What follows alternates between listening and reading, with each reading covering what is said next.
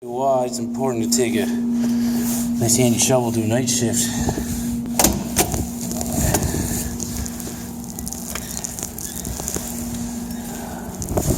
Woo. Nasty. Meanwhile in Canada, so I know two people who are going home when the plows get here. This is Sandy Bishop and I, as I have been shoveling us out every goddamn hour.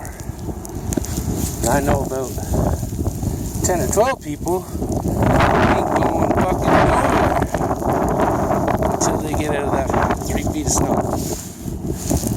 Us. And that's why I take a snow shovel on night shifts. Peace.